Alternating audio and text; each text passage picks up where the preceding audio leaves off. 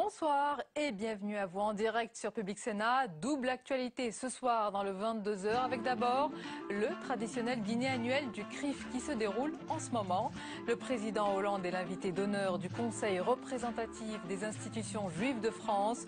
Nous écouterons des extraits de son discours dans ce journal et nous serons en direct avec nos journalistes Perrine Tarnot et Mickaël Zamès pour de nombreuses réactions sur place au pavillon d'Armenonville où se croisent chaque année les responsables politiques de droite et de gauche, ainsi que les représentants des différentes religions. Dans l'actualité aujourd'hui, la vive passe d'armes entre le Premier ministre et le patron de l'UMP à l'occasion du débat sur la motion de censure contre la politique économique du gouvernement. Dans son réquisitoire prononcé à la tribune de l'Assemblée, Jean-François Copé dénonce une marche vers l'abîme. Jean-Marc Ayrault répond en défendant pied à pied sa politique et assure « Je sais où je vais », analyse avec nos chroniqueurs dans un instant. Voilà pour le programme de votre 22h. Merci d'être en notre compagnie ce soir. Chaque année, le dîner du CRIF rassemble de très nombreuses personnalités de la classe politique ainsi que les représentants de différentes religions. Et cette 28e édition ne déroge pas à la règle. Au pavillon d'Armenonville ce soir, il y a foule venue entre autres assister au discours du président de la République, invité d'honneur de cette soirée.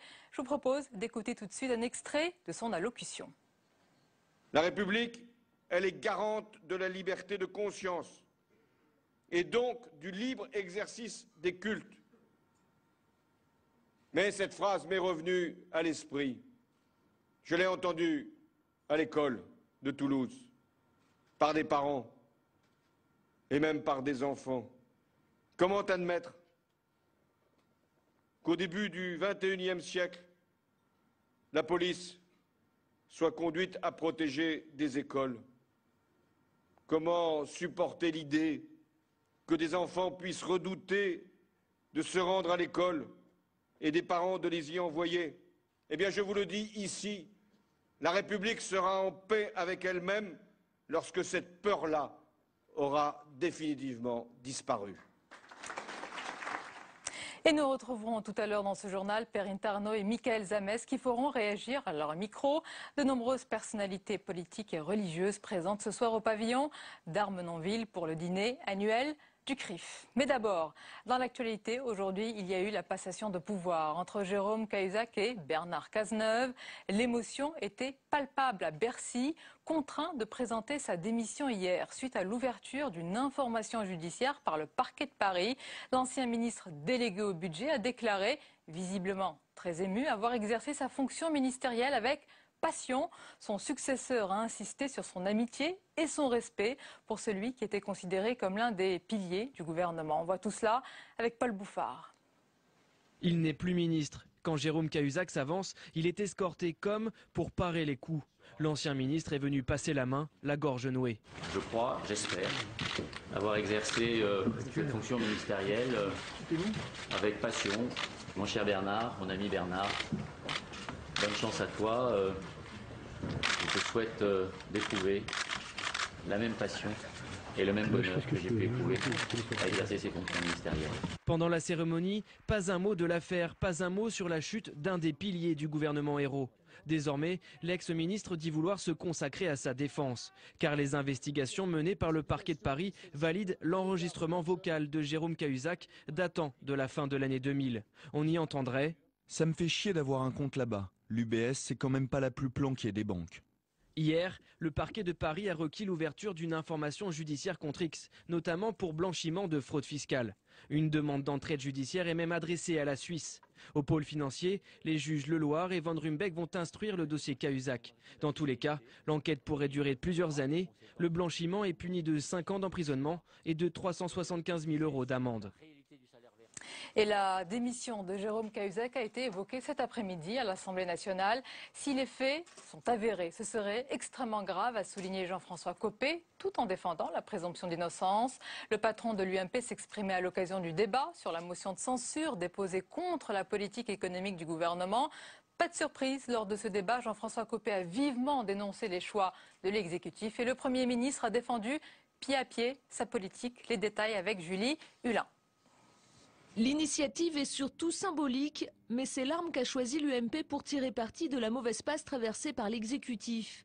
Une motion de censure contre la politique économique du gouvernement. Motion défendue par Jean-François Copé. L'occasion pour le président de l'UMP de réaffirmer son statut de chef de l'opposition face à un François Fillon, aujourd'hui absent de la tribune. Je ne monte pas à cette tribune le cœur léger.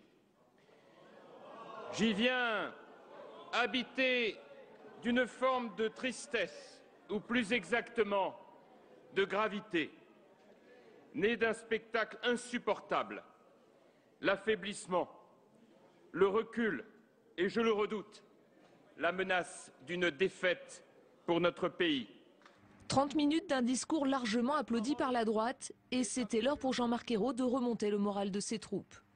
Je sais où je vais. Je sais comment y parvenir et comment faire. Mesdames et messieurs les députés, je sais ce que doit être la France à la fin de ce quinquennat. Dans le discours du Premier ministre, peu d'annonces, mais beaucoup d'assurances. Jean-Marc Ayrault défend une à une les mesures prises par son gouvernement. 19h30, le résultat tombe. Sans surprise, la motion est rejetée. Le plan de reconquête médiatique dira lui plus tard à qui il a profité. Et pour l'analyse politique et économique, avec nous ce soir dans le 22h, notre chroniqueur Jean-Louis Gombault. Bonsoir Jean-Louis. Bonsoir Sonia. Jean-Marie Biette, bonsoir. Bonsoir. Bienvenue Jean-Marie, vous êtes directeur départemental de Ouest France et auteur du livre Héros, l'inconnu de Matignon aux éditions de l'Archipel. Et comme tous les mercredis soirs, pour nous accompagner en caricature tout en finesse, notre dessinateur Hervé Baudric, bonsoir. Bonsoir Sonia, bonsoir à tous. Merci d'être là Hervé. Alors messieurs, nous allons d'abord parler du débat sur la motion de censure contre la politique économique du gouvernement. D'abord sur la forme, comment avez-vous trouvé cet exercice de style, ce combat de tribune à l'Assemblée nationale, Jean-Marie Biette? Moi j'ai trouvé que Jean-Marc Ayrault avait finalement fait son véritable discours d'investiture. Il a été meilleur qu'en mai dernier, en juin dernier. Et on peut penser qu'il a aussi personnalisé un petit peu le débat. C'est-à-dire qu'on l'a entendu à de très nombreuses reprises, ce qui n'est pas habituel chez lui, dire je sais où je vais amener la France, et ce qui est quand même assez inhabituel. On l'a aussi entendu sur une quintuple anaphore ma rigueur mot tabou s'il en est. Aujourd'hui. Et donc voilà, il est vraiment dans sa position assumée de social-démocrate réformiste. Le regret, mais était-ce le lieu, c'est qu'il n'y a pas eu d'annonce concrète. C'est-à-dire qu'on est resté dans du programme. En détail, mais êtes-vous d'accord, Jean-Louis Gombault et Jean-Marie Biette, pour dire que majorité et opposition sont dans leur rôle finalement? Est-ce que c'est un match nul? L'UMP n'est ni plus unie ni plus sauvée ce soir qu'avant et le gouvernement ne sera pas plus populaire? Alors c'est un combat qui a été, je dirais, pas organisé, mais demandé par Jean-François Copé. D'abord, il faut rappeler ça. Et donc, le problème de M. Ayrault, c'était de ne pas avoir l'air de répondre à Jean-François Copé, mais de s'imposer au sein de sa propre majorité comme le Premier ministre. Vous l'avez entendu juste à l'instant. Je sais où doit aller la France jusqu'à la fin du quinquennat. Autrement dit, je sais, il se situe dans une perspective de long terme jusqu'à la fin du quinquennat. On a le cap, est-ce qu'on a le chemin exact? Alors évidemment, le problème c'est que il n'a pas véritablement défini ce chemin, ce qu'on lui reproche depuis d'ailleurs plusieurs mois, bien entendu. Et donc là, évidemment, ça manquait. Mais il pouvait, encore une fois, il était difficile pour lui de dire « Ah, vous voulez que je baisse la dépense publique, monsieur Copé? Eh bien, je vais la baisser à tel moment. » Non, il ne fallait pas qu'il ait l'air de répondre, de satisfaire monsieur Copé. Quant à monsieur Copé, lui, son problème, c'était évidemment d'avoir une tribune, de s'imposer dans sa propre majorité comme le chef de l'opposition. Et de ce point de vue, je pense qu'il a réussi son affaire, car son discours était combatif, agressif, assez argumenté, mais de ce côté aussi, il manquait un certain nombre de propositions. Jean-Marie Biette, sur le timing de cette motion de censure dont on savait par avance qu'elle allait être rejetée, le moment est plus que délicat pour le gouvernement, au lendemain de la démission de Jérôme Cahuzac, en plein trou d'air dans l'opinion, et avec de mauvaises nouvelles aussi, on en parlera avec Jean-Louis, en provenance de l'OCDE. Le moment est compliqué. Oui, mais je crois que les deux, finalement, ils sont évidemment pas entendus, mais finalement, ça les arrange. Je suis assez d'accord avec Jean-Louis. C'est-à-dire que Jean-Marc Ayrault, en fait, c'était assez amusant à les voir tous les deux. On avait deux leaders dont la popularité est très faible, les codes d'opinion sont faibles, et qui ont des problèmes de leadership dans leur camp. Et les deux se sont opposés, c'était assez amusant à voir, et finalement je crois qu'ils se sont peut-être rendus service l'un à l'autre. Maintenant, il faut rester quand même assez prudent sur les retombées d'une motion de censure auprès de la population. Hervé Baudry croque Jean-Marc Ayrault, je sais où je vais. Et c'est Rendez-vous en terre inconnue, une très belle émission sur le service public également. Mais si on avait quand même l'impression que l'hémicycle avait en tête Cahuzac le sacrifié, la droite s'est montrée modérée et les socialistes un peu aussi abasourdis sur les rangs, semble-t-il, de l'Assemblée nationale. En tout cas, la droite s'est montrée modérée. Il y a eu 2 lignes maximum, je pense, à l'intérieur du discours de M. Copé. Non, mais là, je crois que ça serait idiot de leur part d'enfoncer le clou. Ça va tout seul. On verra ce que donnera la justice. Et de toute façon, comme ils ne se sont pas impliqués de manière combative sur cette affaire, globalement, il n'y a pas besoin d'en rajouter. Et c'est ce qui s'est passé. Ils ont un petit côté, on fait l'antiverse, c'est-à-dire que nous, on respecte la présomption d'innocence. Est-ce que c'est aussi simple que ça? Après, Alors le Premier ministre Jean-Marc Ayrault, il a défendu avec pugnacité, vous l'avez dit Jean-Louis, sa politique, il a assumé, dit-il, un langage de vérité, il revendique sa rigueur. Mais a-t-il enfin trouvé, selon vous, Jean-Marie Biette, les mots aujourd'hui pour rassurer les parlementaires inquiets, pour changer son image d'anti-héros, héros H-E-R-O-S, un peu terne et austère? Rassurer sa majorité, à court terme, oui. Maintenant, pour aller jusqu'en 2017, je n'en suis pas certain. Je crois qu'il va falloir attendre de voir ce que dit François Hollande, parce que le peuple français n'est pas là pour entendre des discours sur la cohérence d'une action. Là, on est vraiment dans le dur, et ils le savent d'ailleurs. Et le problème, c'est vraiment les résultats, c'est-à-dire les taux de chômage qui baissent ou qui montent, les indices économiques. Ouais. Alors, en fait, dans le dessin, les gens ne regardent que ça. Pour ce qui est de l'affaire Cahuzac, je crois qu'effectivement, il n'y a pas eu de vague à l'Assemblée, mais je suis persuadé, moi, que c'est quand même un tsunami dans l'opinion. C'est-à-dire que, quelle que soit l'issue de l'affaire, et bien entendu qu'à ce stade, on ne peut rien dire, mais la République exemplaire, les dégâts sont déjà là. Ouais. Et ça, ils le savent pas pertinemment. Et c'est un des pans de la campagne présidentielle de François Hollande qui est tombé, évidemment. D'une manière psychologique et symbolique. Il y a une fêlure, il y a une cassure. Très certainement. Et puis vous savez, le problème, c'est que s'il est déclaré, et c'est malheureusement le jeu médiatique et politique, s'il est déclaré innocent dans 3 ou 4 ans, eh bien, les dégâts seront passés par là. Seront là. Jean-Louis Gombault, alors, est-ce qu'il suffit de répéter qu'on a un cap, puisque Jean-Marc Ayrault a dit « je sais où je vais », pour convaincre que l'on sait comment y arriver? Est-ce qu'il a dit quelque chose sur comment on va arracher cette croissance, sur les retraites, sur les efforts à venir, sur les détails, Jean-Louis? Qu'a-t-on appris aujourd'hui? Pas grand-chose. Il n'y a pas eu de mesures concrètes annoncées. Et de toute façon, sans vouloir faire de mauvais jeux de mots, aucun mot ne peut, disons, sortir les Français des maux qu'ils subissent, en quelque sorte. On pourrait dire les choses comme ça. Il faut qu'il y ait des signes d'amélioration. Des signes, même pas une amélioration nette, mais des signes d'amélioration. Or, ces signes, effectivement, on ne les voit pas. Et alors, je crois que la seule annonce concrète qu'a faite Jean-Marc Ayrault cet après-midi, c'est qu'il a annoncé un projet de loi sur la rémunération des patrons. Et donc, le reste, il n'a rien dit sur les retraites, il ne s'est pas prononcé sur ce fameux dossier des allocations familiales. Donc, il y a vraiment... La seule chose qu'il y a eu, je pense que là, il y a une attente de la gauche du parti. Il faut qu'il y ait quelque part dans les mois qui viennent un signe, peut-être pas d'amélioration économique, mais un signe politique de gauche. Mais pour Hervé Baudry, les emmerdes, c'est maintenant. On ne va pas citer Jacques Chirac, mais qui disait les emmerdes, ça vole. Oui, alors, voilà, Jean-Marie Biette, vous suivez. C'est pas le changement, c'est maintenant.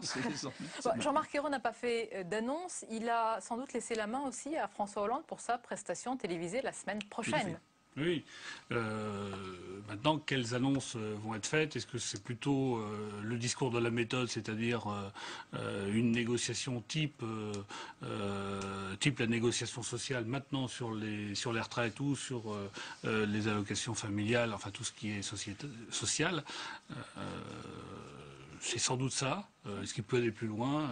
C'est pas évident. Peut-être sur le bâtiment. Ce qui était intéressant, c'était quand même, si on regardait juste après, il y a eu Copé, il y a eu Ayrault, et après il y a eu Jean-Louis Borloo dans son style parfaitement inimitable.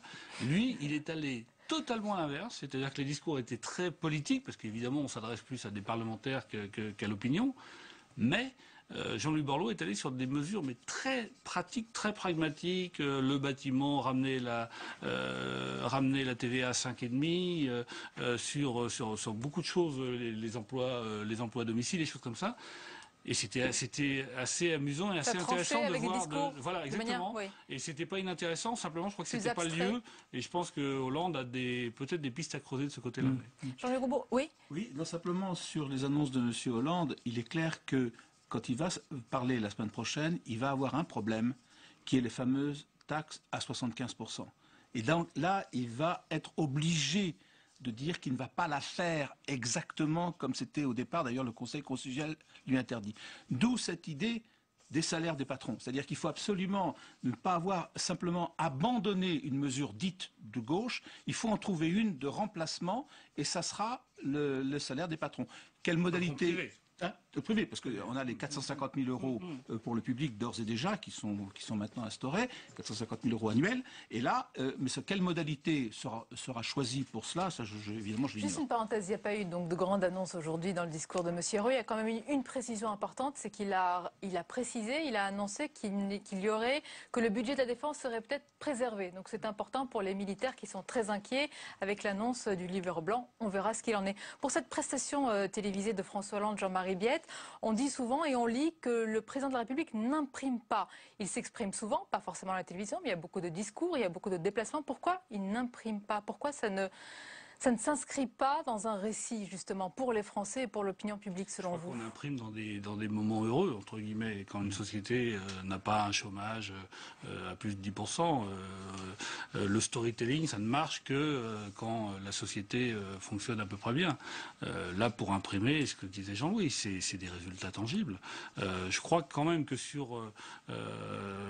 j'ai trouvé que c'était intéressant parce que je suis persuadé que l'opinion, et on le voit sur le terrain, les gens sont très sensibles à cette histoire des emplois à domicile, des emplois aidés, parce que ça concerne vraiment tout le monde. Concret, ouais. Et là, les gens, je crois que peut-être les parlementaires ne se rendent pas compte pas encore compte de l'onde de choc que ça peut créer. Jean-Luc Goumbaud, on peut faire un point aussi sur la situation économique. J'ai parlé tout à l'heure des chiffres de l'OCDE, enfin des annonces de l'OCDE sur nos chiffres. Qu'en est-il? C'est simplement, je dirais, une confirmation internationale ce que de tout le monde sait, puisque en fin de compte, ils nous disent 0,1% de croissance. C'est ce que dit la Commission européenne, c'est ce que dit, nous on sera à 0,2, enfin bon, c'est pratiquement la même chose. 10% de taux de chômage, c'est ce que dit l'INSEE. Donc c'est simplement le tampon international de choses connues. Alors, il n'y a pas de nouveauté dans les perspectives conjoncturelles de l'OCDE, seulement, évidemment, ça confirme que ça va mal. Voilà. Messieurs, je vous propose de finir sur la caricature, sur le dessin d'Hervé Baudry. Pas très gentil, Hervé, un pépère mobile. Bien, mais pourquoi voilà. Pépère? On va expliquer aux téléspectateurs qui, sans doute... c'est le fameux surnom qu'on lui donne. Il y a eu Tonton qu'on a découvert dans le Canard enchaîné. Voilà, tout à fait. Certains conseillers appelleraient François Hollande Pépère, ce qui l'a beaucoup, beaucoup énervé. Oui, alors pas... à l'Élysée. Vous, tout va bien. Alors, oui. c'est mes crayons qui tombent. Mais Pingouin, il aime bien, en fait, apparemment. C'est ce qu'il a dit aussi. Le pape n'a plus maintenant de protection. Non. C'est la papa mobile de François Hollande. Il a un ballon de foot pour rouler dessus. C'est un Argentin, le pape, donc n'oubliez pas. Merci beaucoup, messieurs. Merci pour avoir été avec nous. Merci pour votre analyse et merci pour votre esprit, Hervé Baudry. À la semaine prochaine, la suite du 22h. Et on va prendre à présent la direction du pavillon d'Armenonville à Paris pour vous faire vivre, je vous en parlais dans les titres, cette grande messe politique et mondaine aussi, qui est le dîner annuel du Conseil représentatif des institutions juives de France. C'est la 28e édition cette année et comme à chaque fois, elle se tient en présence, vous le verrez, de nombreuses personnalités politiques de droite et de gauche. Il y a aussi les représentants des confessions religieuses et on va écouter les premières réactions ce soir, à commencer par le recteur de la grande mosquée de Paris, Dalil Boubaker, qui s'exprime sur les drames de Toulouse et de Montauban, un an après les tueries de Mohamed Merah. Écoutez. Je pense que ce drame terrible, horrible, absolument condamnable et condamné par l'ensemble, j'en suis sûr, de la communauté musulmane, n'a fait que faire prendre conscience de la dangerosité du radicalisme mené à cette extrémité, à cette exécrable manipulation de certains qui montre que dans son ensemble, la communauté rejette. Comme chaque année, vous venez assister à ce dîner annuel du CRIF. Qu'en entendez-vous de particulier aujourd'hui avec le nouveau pape François?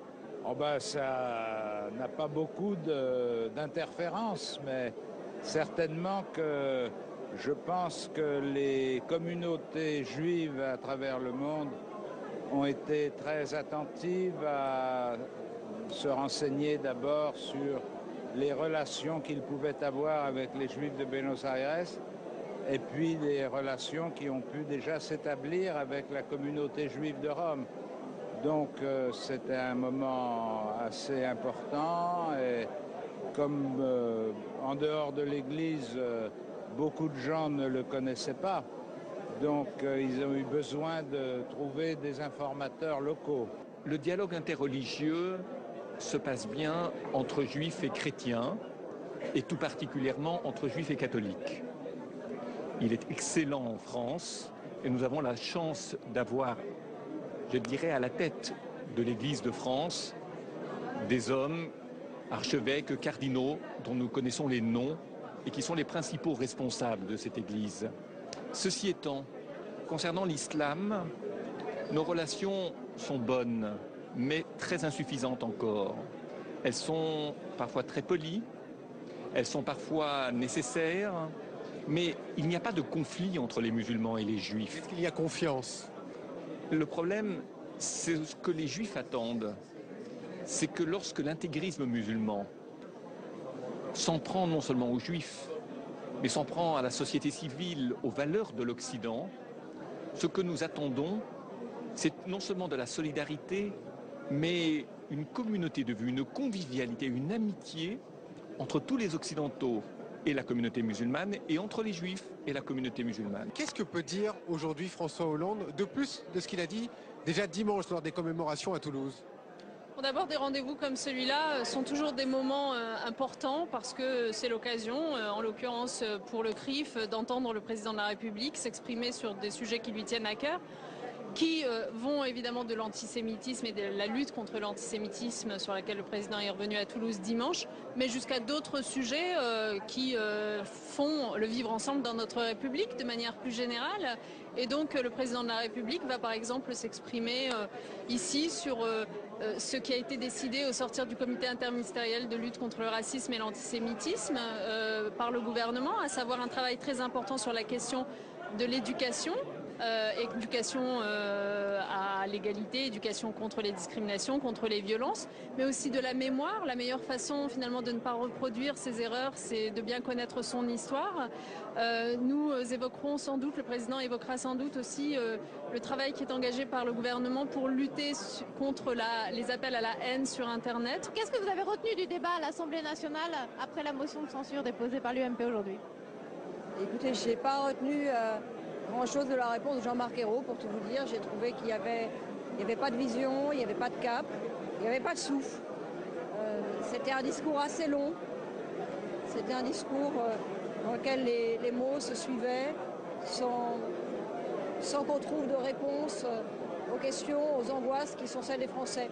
Cette motion de censure, ce n'est pas la motion d'un parti, la motion d'une personne, c'est avant tout, je crois, l'écho de ce que ressentent les Français en ce moment. Il suffit de les entendre. C'est eux qui censurent le gouvernement. C'est l'opinion qui censure le gouvernement. Il y a de l'angoisse, il y a de l'inquiétude, il y a de la déception. Parfois, il y a de la colère de la part de ceux qui attendaient beaucoup du gouvernement. Et la motion de censure, c'était tout simplement pour se faire l'écho de tout ça. Et ça méritait une autre réponse, quelque chose de plus fort que ce discours finalement assez ordinaire du Premier ministre. C'est une journée chargée avec cette motion de censure. Comment ça s'est passé? Plutôt bien. Plutôt bien, pourquoi? Parce que d'abord, il n'y avait pas de suspense.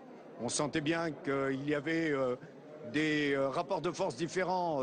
Je voyais bien que M. Copé essayait de reprendre l'ascendant sur les MP. J'ai bien vu... Peut-être Jean-Marc Ayrault aussi de reprendre la main sur le Parti Socialiste. J'allais y venir. Je voyais bien qu'il y avait une petite tentative, y compris d'un certain nombre de gens de l'opposition, pour assurer un succès à bord long qui mériterait d'être regardé de plus près pour comprendre ce qui se passe exactement au sein de l'opposition. Mais c'était aussi un moment pour le Premier ministre de réaffirmer son leadership sur la majorité. C'est vrai, c'est aussi à cela que sert ce genre d'exercice. Et je trouve qu'il a été bien dans son numéro de Premier ministre. C'est important en tant que président d'une des assemblées, évidemment, d'être au dîner du CRIF ce soir. Oui, bien sûr. Je ne vais pas dire que c'est une habitude, puisque c'est la deuxième fois que j'y participe. Mais je crois que c'est un moment très important où chacun trouve une signification à sa présence. Dans le contexte actuel, j'étais dimanche avec le président de la République à Toulouse. Cette présence ce soir au dîner du CRIF est aussi pour nous, je dirais un passage obligé, mais obligé avec une vraie volonté d'y participer et de manifester notre sympathie. Avec la décision hier de la Cour de cassation concernant l'affaire de la crèche Babylou, est-ce que vous pensez, comme Manuel Valls, que c'est un coup porté à la laïcité en France? Moi j'ai eu une réaction qui a été de dire décidément ce mardi, cette journée d'hier n'était pas une bonne journée. Voilà. Mais s'agissant d'une décision de justice, je préfère m'en tenir là. Est-ce que vous pensez quand même que la liberté religieuse doit primer avant tout dans les lieux privés ou dans les entreprises privées? Non, alors là, je peux m'exprimer sur la laïcité, oui. Je pense en effet que nous devons être très vigilants et je crois qu'il y a une prise de conscience.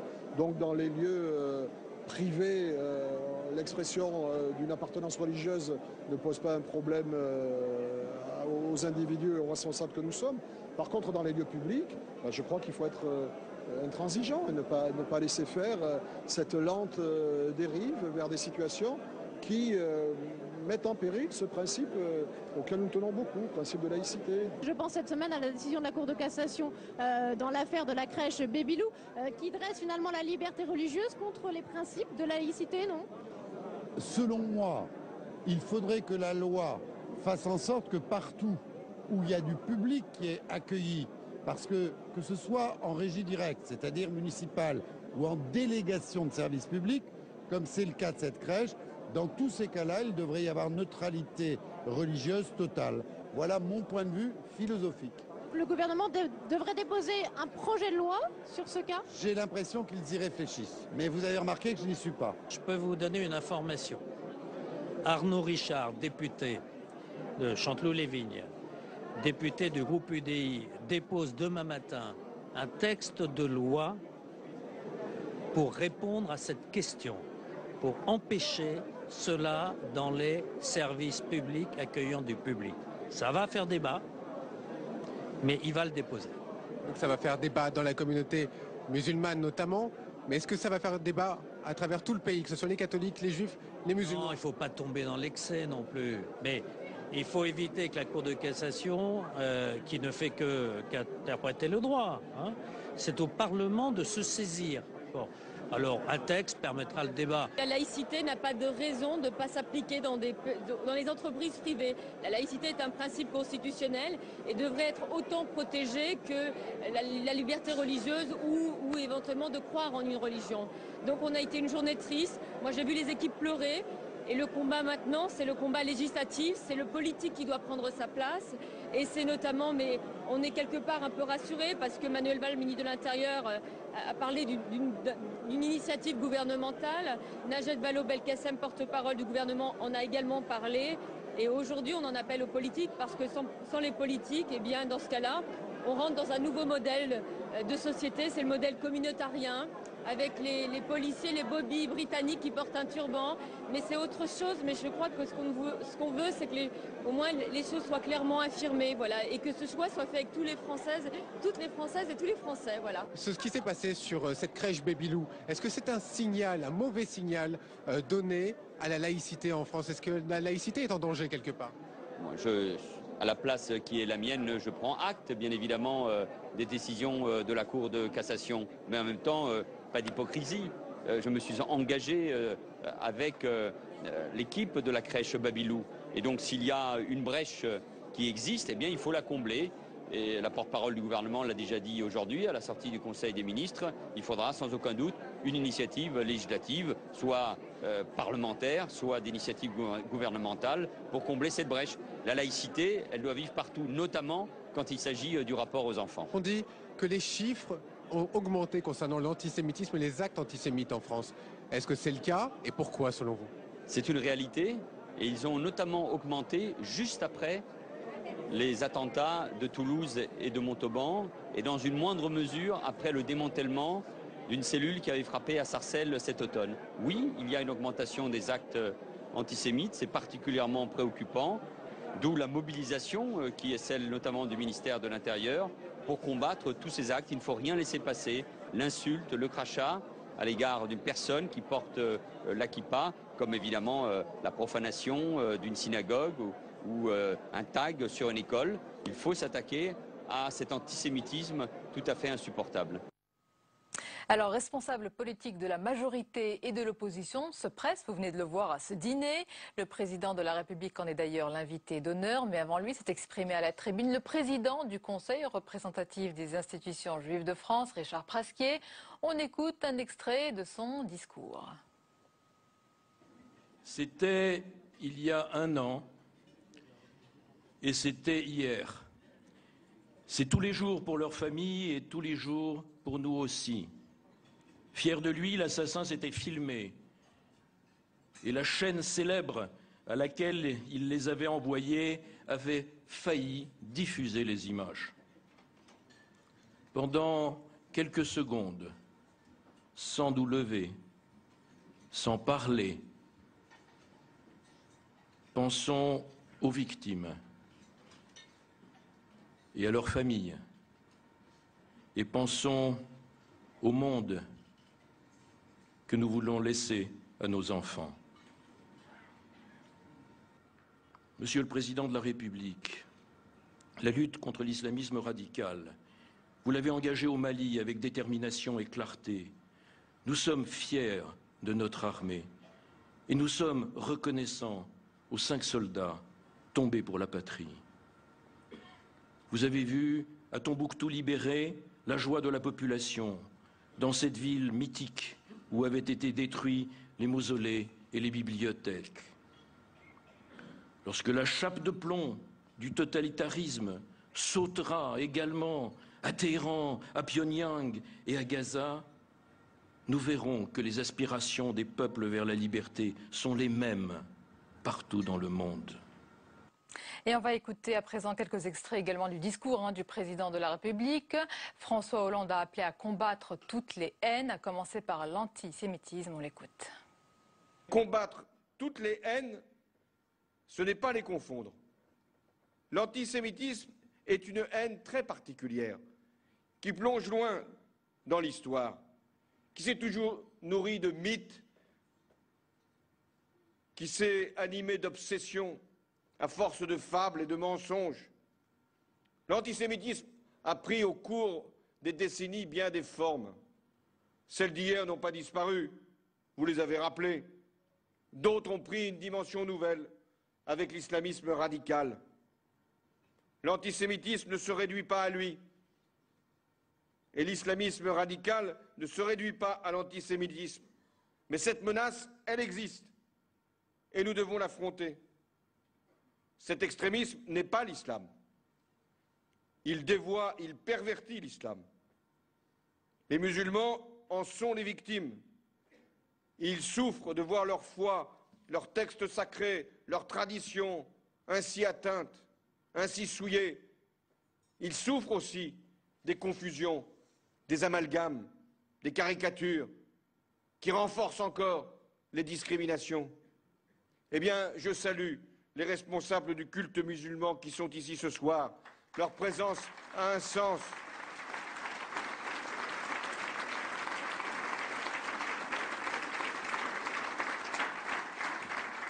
Et a une portée qui va bien au-delà de ce lieu. Ils participent au sein de la République à la lutte contre l'extrémisme et ils doivent le faire sans crainte. Je les remercie d'ailleurs d'avoir soutenu dès le premier jour la décision que j'ai prise d'intervenir au Mali au nom de la France.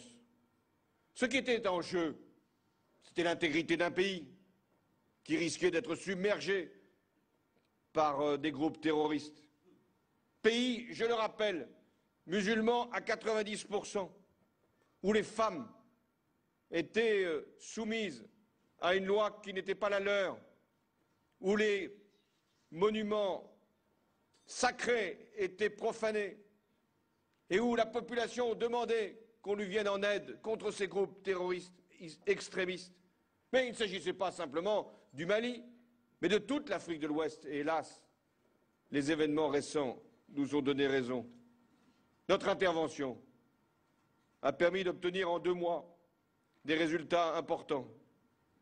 L'offensive des groupes terroristes a été arrêtée, les villes reconquises, et dans la dernière phase où nous sommes, la quasi-totalité du territoire sera revenue à la souveraineté du Mali dans quelques jours. Je salue le courage de nos soldats.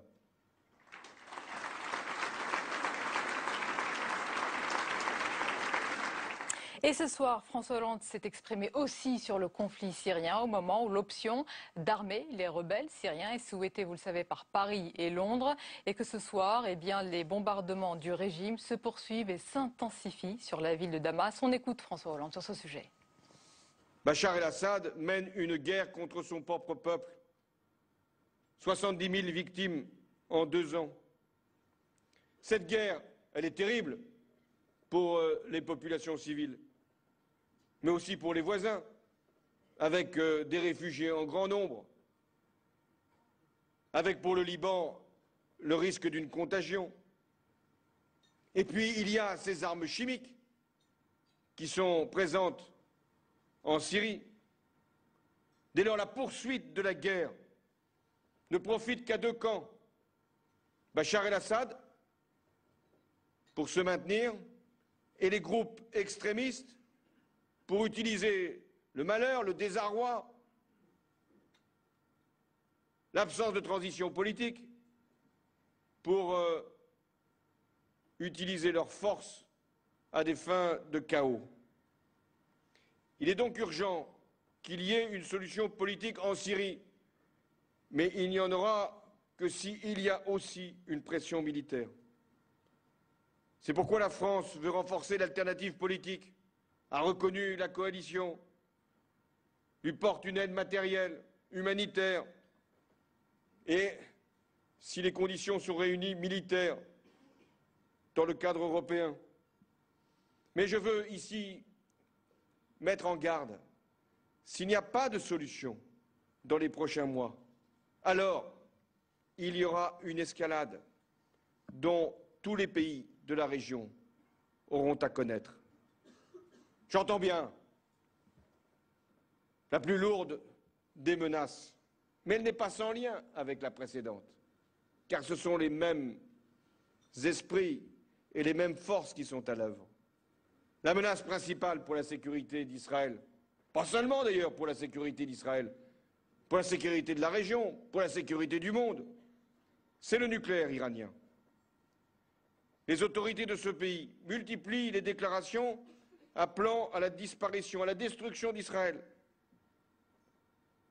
Ce dessein revendiqué, associé à la volonté affichée de poursuivre un programme nucléaire hors de tout contrôle international, est donc une menace majeure. Eh bien, il ne peut pas être question que l'Iran accède à l'arme atomique.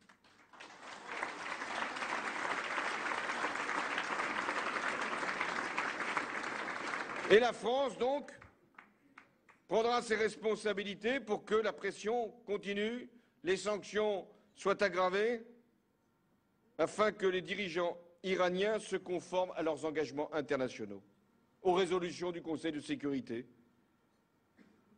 Là encore, que les Iraniens, ou plutôt les autorités iraniennes, car faisons la distinction, ne comptent pas sur la faiblesse supposée de leurs interlocuteurs. La France assumera ses devoirs et elle ne manquera pas à sa parole. Et il y a une autre leçon de Toulouse, Monsieur le Président. Vous l'avez évoquée ce soir. Nous la connaissons, mais elle s'est rappelée à nous de façon terrible. Cette leçon tient en quelques mots. L'horreur ne décourage pas la haine. Et donc, depuis 1 an, après Toulouse, les actes antisémites n'ont pas cessé. Les chiffres sont implacables. Ils ont été rappelés. par le président. Et en plus, il sous-estime la réalité. Toutes les victimes ne déposent pas plainte et certaines plaintes sont classées sans suite. Les procédures vont être simplifiées avec la possibilité d'un dépôt de plainte sans constitution de partie civile pour les injures, les diffamations, les provocations racistes et antisémites. Et Madame la garde des Sceaux prépare dans ce sens une circulaire pénale, car nous serons sans faiblesse. L'antisémitisme n'est pas seulement la haine des Juifs, c'est déjà son objet essentiel. Mais l'antisémitisme, c'est la détestation de la France, de ce qu'elle représente. France, patrie des droits de l'homme, France dont la devise inscrit le mot fraternité. Et c'est pourquoi notre réponse doit être celle de la France. Notre vigilance doit aller au-delà de la surveillance que nous pouvions faire sur les agissements de certains groupes ou de ce qui peut se passer dans tel ou tel quartier. Aujourd'hui, c'est sur Internet que nous devons porter toute notre attention. Nous avons vu, hélas, la diffusion de tweets, le mot peut paraître gentil, de tweets antisémites qui se sont multipliés à l'automne dernier. Il a donc été demandé aux réseaux sociaux de retirer ces messages racistes et antisémites dès qu'ils sont signalés par une association. Mais il a fallu aller plus loin, saisir les tribunaux qui ont enjoint les réseaux sociaux de transmettre les données permettant d'identifier les auteurs de ces messages, parce que c'est trop simple, parce qu'on peut se maquiller, on peut se masquer, on peut emprunter des noms de circonstances pour proférer ces insultes. Eh bien, la garde des Sceaux, là encore, se chargera de faire exécuter ces jugements, parce qu'il ne peut pas y avoir d'impunité pour les auteurs racistes et antisémites. Ils doivent savoir, et si ma voix peut aller jusqu'à eux, au-delà, bien au-delà de cette salle, qu'ils seront poursuivis et condamnés pour leurs agissements. Et on va tout de suite retrouver sur place au dîner du CRIF depuis le pavillon d'Armenonville, Michael Samès. Bonsoir Michael.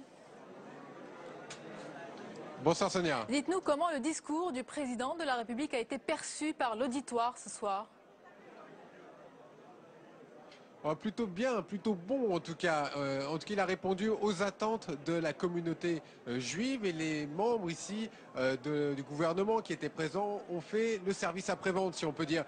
Là, depuis quelques instants, depuis la fin du discours de François Hollande, les gens se sont levés, ils discutent entre eux et notamment les membres du gouvernement sont là et on leur pose beaucoup de questions. Il y a beaucoup de craintes, il y a beaucoup d'attentes des membres de la communauté juive. Il y a quelques représentants également de l'opposition, des membres de l'UMP notamment, mais qui eux sont partis depuis quelques minutes et donc c'est aux membres du gouvernement de parler. Et on peut dire que François Hollande, qui a regagné sa place, qui est assis entre Vincent Payon et Claude Barthelone, ils sont passés au dessert. Ils en sont maintenant, ils ont bien entamé le repas, on en est au dessert et certains commencent déjà également à partir. On a vu Pierre Moscovici notamment qui est parti. Il y avait des contraintes de temps. Et puis, dans ce discours d'une quarantaine de minutes, vous l'avez entendu, on a passé de larges extraits. On a d'abord parlé évidemment d'un hommage à Toulouse, des membres de la communauté juive de Toulouse qui sont décédés dans l'attentat perpétré par Mohamed Merah. Et puis toute l'historique un petit peu, François Hollande est revenu sur l'historique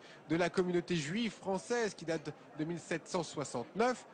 Et puis il y a eu, ça c'est sur le fond et sur la France, vous avez passé des extraits notamment sur Internet, les tweets, ces fameux tweets antisémites dont on entend beaucoup parler et dont la garde des Sceaux va se saisir. Il y a eu aussi tout un passage sur l'international. On a beaucoup parlé du Mali avec cette petite phrase qui sera sûrement à retenir dès demain dans la presse. Pour François Hollande, la souveraineté du Mali devrait être recouvrée d'ici quelques jours, alors que le président de la République avait parlé de quelques semaines. On l'entendait déjà dans ses discours, maintenant ce serait quelques jours, voilà pour la nouveauté. Et puis on a beaucoup parlé de l'Iran et de la menace nucléaire. La France fera entendre sa voix, a dit François Hollande, avec une voix très forte, avec de nombreux applaudissements également dans la salle. Voilà, la soirée se poursuit au pavillon d'Ermenonville, mais François Hollande devrait bientôt quitter ses invités pour regagner l'Elysée. Voilà, Sonia. Merci beaucoup, Mickaël Zamès, pour votre compte rendu et votre analyse de ce discours du président de la République, donc depuis le dîner annuel du CRIF. Merci à vous et on arrive à la fin de cette édition. Merci de nous avoir suivis et puis merci plus généralement de votre fidélité. Je vous souhaite une belle soirée. Je vous dis à demain avec un grand plaisir.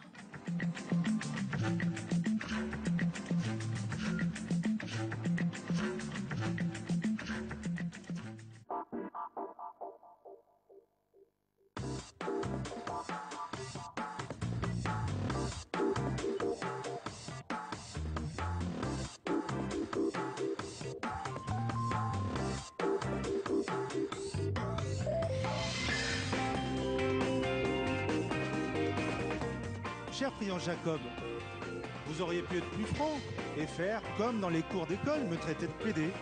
Voilà, cette injure qui fait tant de mal, notamment aux jeunes qui découvrent leur sexualité. Je tiens à vous rassurer, cher Priant Jacob, j'assume, j'en suis fier. Malgré une longue tradition de bronca et de prise de bec, on est parfois surpris par certaines scènes observées récemment sur les bancs de l'Assemblée. Alors s'agit-il d'une question d'âge et de génération?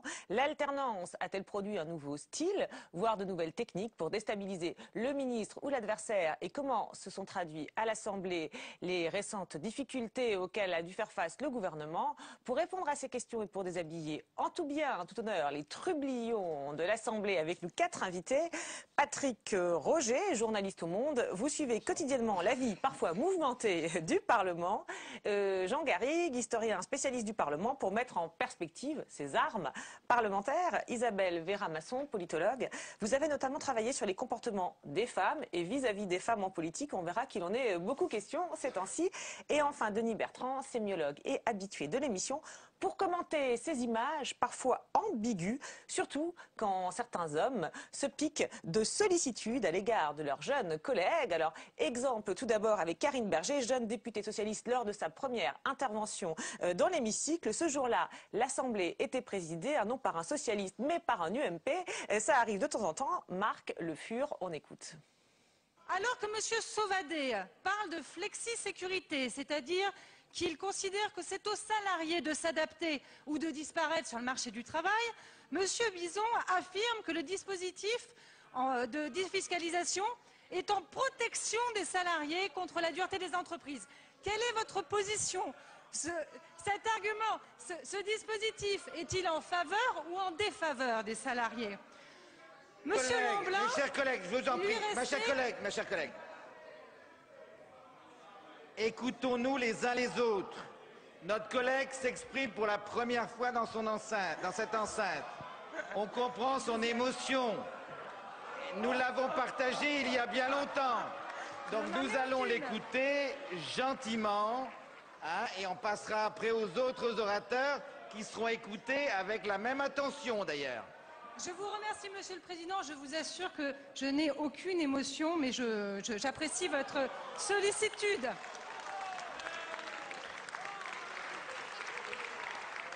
Voilà, et ça s'agite derrière, alors beaucoup de sollicitude, mais aussi peut-être un petit clin d'œil complice à ses collègues de l'UMP qui s'agitent, on les entend sur les bancs.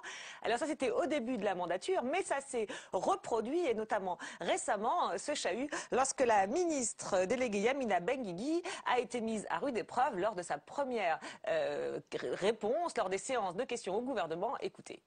La parole est à Madame Yamina Benguigui, ministre déléguée chargée de la francophonie. S'il vous plaît, s'il vous plaît. Monsieur le Président. Allez. Mesdames et Messieurs les députés, Monsieur le député, Monsieur Jacques Grabal, c'est dans votre circonscription que la langue française est devenue une langue nationale.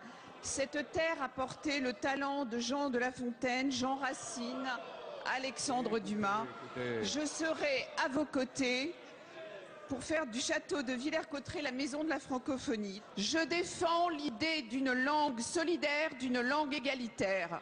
C'est au nom de ces valeurs que j'organiserai le premier forum mondial des femmes francophones le 20 mars à Paris. Voilà, alors on n'entend pas très bien ce qui se dit, mais par exemple, lorsqu'elle parle d'une langue solidaire et égalitaire, alors on rit et par exemple on réclame, Hervé Mariton, peut-on avoir une traduction? Donc voilà, c'est un peu la tonalité des échanges. Et alors, la question c'est un chahut habituel ou que s'est-il passé ce jour-là? Je vous propose d'écouter la lecture et l'interprétation qu'en a faite la ministre quelques jours plus tard dans une émission de radio et de télévision. Ce que j'ai trouvé de très choquant, par exemple à l'Assemblée nationale, c'est le machisme ambiant. Il est insupportable, il est inadmissible. Peu importe, on peut ne pas être d'accord avec, mais on ne peut pas laisser en tout cas mes convictions, les laisser à la porte de l'Assemblée. C'est-à-dire vous allez pour vous exprimer, vous avez l'impression que vous êtes toute nue et que c'est graveleux et on ne peut pas rentrer. Parce que rentrer dans prendre le micro et les insulter de la même manière, c'est pas possible. Donc en tout cas, j'ai pas encore trouvé. Ça, c'est une grande déception. Voilà, alors pas de doute pour elle, c'est sexiste. Alors question Isabelle Varamasson, est-ce que ce chahut, selon vous, qu'on observe comme ça et sur les bancs de l'Assemblée à l'égard des femmes, ministres, comme on l'a vu là, est un chahut sexiste? Est-ce que ce chahut est sexiste? Alors moi je n'ai pas vu en quoi il était sexiste. Ce qui est vrai c'est qu'elle paraît très féminine. Elle a les ongles longs et rouges, la coiffure est très apprêtée. On est dans une femme, face à une femme qui a véritablement joue le jeu de la féminité. C'est pas Margaret Thatcher ou Angela Merkel. Enfin bon, on voit bien qu'elle prend ce risque. Mais dans les réflexions, dans le brouhaha, on n'a pas entendu, en tous les cas, j'ai pas entendu d'allusion sexiste. Alors, est-ce qu'elle se sert de sa place, sa situation de femme pour se défendre? Est-ce qu'elle a entendu quelque chose que nous n'avons pas entendu? En tous les cas, c'est vrai qu'il y a toujours cette ambiguïté lorsqu'une femme apparaît et qu'elle se positionne en tant que femme d'une manière assez claire, il y a toujours l'ambiguïté de la réaction des gens. C'est vrai que c'est surprenant. Alors, on va vous faire agir, on va peut-être Denis Bertrand sur parce que ça a été beaucoup interprété comme des chahuts sexistes, notamment dans la presse. Voilà, lorsqu'on est revenu dessus plusieurs fois. Et puis on va voir d'autres exemples. Mais c'est vrai que sur les comptes rendus de séance, on voit rien à proprement parler sexiste. Voilà, petite mimique ironique quand il y a Mme Benguigui cite Jean de La Fontaine ou Racine du genre waouh la bonne élève.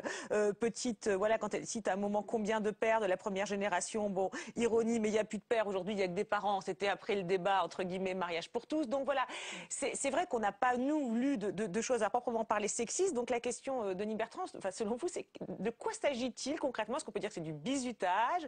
C'est quoi? C'est du chahut? C'est de la déstabilisation? Il y a un peu de sexisme? Comment vous analysez ces images? Je crois d'abord quand même que ce sont des micro-événements qui ne absolument. Ce n'est pas le cœur du débat parlementaire. Qui ne transparaissent pas dans la restitution du débat parlementaire, ou peu, et qui ne transparaissent pas d'ailleurs très fortement à la télévision, parce que les sons sont sélectionnés. Et on ne perçoit pas le chahut, on ne perçoit pas l'ambiance elle-même, je suppose. Enfin, je pense que ça doit être tout à fait différent sur place. Et donc ce sont des micro-événements. Et effectivement, le sens... qui, du coup, peuvent déstabiliser la personne. Oui, bien sûr. Et pourtant, le sens est quand même assez décisif, parce qu'on perçoit bien à travers ces mimiques, ces petits décodages de signes plus ou moins importants, plus ou moins infimes, vestimentaires ou autres, à quel point il y a une tradition relationnelle inscrite dans les meubles, pourrait-on dire. Et que les hommes, les positions, la familiarité avec laquelle les uns s'installent, le ton du discours même, je trouve, montre que certains semblent chez eux. Et qu'il y a une sorte d'appartenance au lieu. Ah d'accord, c'est-à-dire que les hommes qui l'écoutent comme ça, ils sont chez eux. Ils sont chez eux. Et elle n'est pas chez elle. La remarque du président, c'est intéressant. Il disait, vous êtes nouvelle ici, nous on est des habitués, ça fait longtemps qu'on est là, etc. Ce qui était une pique, bien sûr, un petit peu polémique, mais qui était en même temps le signe d'une sorte d'appartenance au lieu. Les hommes sont dans leur lieu. Et c'est comme s'il y avait une éruption tout de même d'éléments un peu étrangers au lieu. Alors un mot, parce qu'on va faire réagir Patrick Roger. Oui, tout de même, je crois qu'il y a une différence entre la première et la deuxième intervention en ce qui concerne le sexisme. La première intervention, j'ai trouvé que la réaction du président était beaucoup plus sexiste, parce qu'on a retrouvé le vocabulaire classique concernant les femmes. Ce qui n'est pas le cas de la deuxième. Absolument. L'émotion, l'espèce de gentillesse un petit peu surplombante de l'homme sur cette jeune femme, alors qu'elle avait au contraire, donc c'était absolument pas justifié, un discours extrêmement technique, extrêmement tenu, et même si elle a bafouillé, alors là peut-être parce qu'elle était nouvelle, ou parce qu'il y avait beaucoup de cris autour d'elle, elle n'avait aucune raison d'être ramenée à son genre et à sa situation de femme. D'accord, parce que l'émotion, c'est féminin. C'est féminin, c'est bien connu. Voilà. Alors Patrick Roger, justement, c'est vrai que, comme disait Denis Bertrand, ça se voit pas forcément à la télévision, mais vous qui êtes souvent à l'Assemblée, ça s'entend beaucoup plus. Vous les interprétez comment, ces scènes, et que pensez-vous de cette lecture très sexiste qu'on en a fait? Parce qu'on parle beaucoup aujourd'hui, hein, c'est marrant, c'est un sujet qui revient, intéressant, le sexisme dans l'hémicycle. Oui, mais parce que c'est une réalité. D'abord, le Parlement, jusqu'en 1945, ça a été un lieu exclusivement masculin. Vieux, ça. Oui, mais n'empêche que ça imprègne ces lieux. Donc maintenant, effectivement, il y a des femmes députées, il y a des femmes sénatrices, mais on a toujours l'impression qu'elles ne sont pas encore totalement dès lors, du moins reconnues comme telles. Il y a de fait... C'est ce que vous sentez dans ces séquences? Alors, en l'occurrence, particulièrement vis-à-vis de Yamina Benguigui. C'est la seule membre du gouvernement qui n'était pas encore intervenue aux questions. Par ailleurs, elle est toujours considérée, elle, un petit peu comme une étrangère au monde politique. Donc il y a une question effectivement de légitimité. Et on voit effectivement que sa réponse, elle la lit, elle l'avait écrite, elle l'avait travaillée. Oui, voilà, on va dire c'est du bizutage classique, peut-être. Oui. Alors, tout nouveau membre du gouvernement est plus ou moins soumis à ce bizutage. Et on disait effectivement que les micros d'ambiance ne saisissent pas pour la retransmission en direct ce qui se passe dans l'hémicycle. Mais la première chose que l'on fait pour tous les membres du gouvernement, c'est effectivement leur dire ne vous laissez pas déstabiliser, ne répondez pas aux interpellations de l'hémicycle, parce que justement, le téléspectateur ou la téléspectatrice, eux, ne voilà, il y a un biais pas. parce qu'il ne verra pas le chahut, il vous verra juste vous, gêné, bafouillant, etc. Alors justement, Jean Garrigue, historien, alors vous dites ça a toujours existé. En même temps, on a l'impression que, parce que dans la précédente mandature, les ministres de Nicolas Sarkozy, il y avait beaucoup de femmes aussi, et on n'a pas souvenir d'avoir eu ce genre de chahut, je sais pas, ou ce genre de déstabilisation, alors que c'est notre mémoire qui nous trahit, ou alors c'est un rapport droite-gauche, un rapport différent. J'ai l'impression que votre mémoire vous trahit un petit peu, parce que je pense que ce type de comportement, on l'a dit tout à l'heure, il y a 50 ans d'histoire des femmes, un peu plus, mais il faut s'y habituer, c'est difficile pour ces hommes. J'ajouterais quand même qu'on est sur la scène d'un spectacle et que l'enjeu pour les députés sur les travées de l'hémicycle, qui au passage est une toute petite salle en fait, et où se répercute très très fort pour l'orateur la pression de ces députés, l'enjeu c'est aussi de se faire remarquer de leurs électeurs. Ça entre aussi en ligne de compte dans ce qui peut se passer, y compris dans les aspects les plus triviaux du comportement de l'être humain. Ça s'est vu à maintes reprises. Simone Veil, en 1974, avait dû affronter un certain nombre de réflexions pour le moins désobligeantes, et elle n'est pas la seule.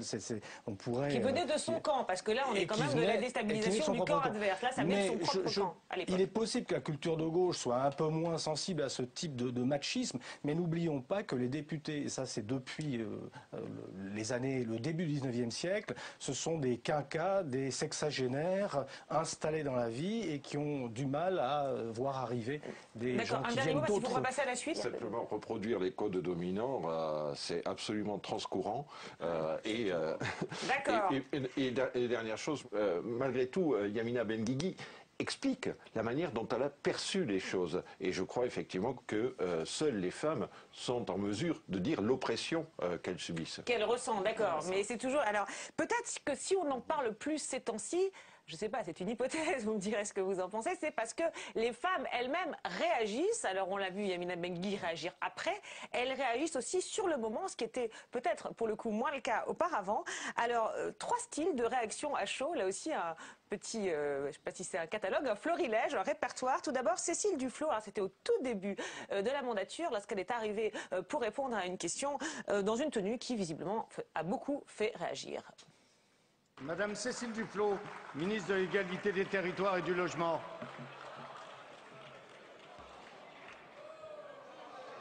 Monsieur le Président. Allez, écoutez. Mesdames et messieurs les députés, mais surtout messieurs, visiblement, monsieur le député Fromentin. Je voudrais vous indiquer que sur ce qui concerne le Grand Paris, qui est un projet qui concerne des millions de franciliens. Voilà, surtout, messieurs, visiblement, hein, petite remarque, mais enfin, ça a l'air de glisser sur elle. Cela dit, ça c'était il y a quelques mois, on remarque qu'elle a quand même un peu changé de tenue et de style, non, Patrick Roger? On la voit quand même plus dans l'uniforme classique, veste, etc. C'est exact, cela dit, ces images ont été prises en été, les beaux jours vont revenir, et rien n'interdit à quiconque de s'habiller de manière estivale. Rien n'interdit, mais peut-être qu'au bout d'un moment, ce genre de réaction, oui, il y a un petit événement esthétique quand même qui est intéressant dans l'image, c'est le mouvement, la façon dont elle se retourne.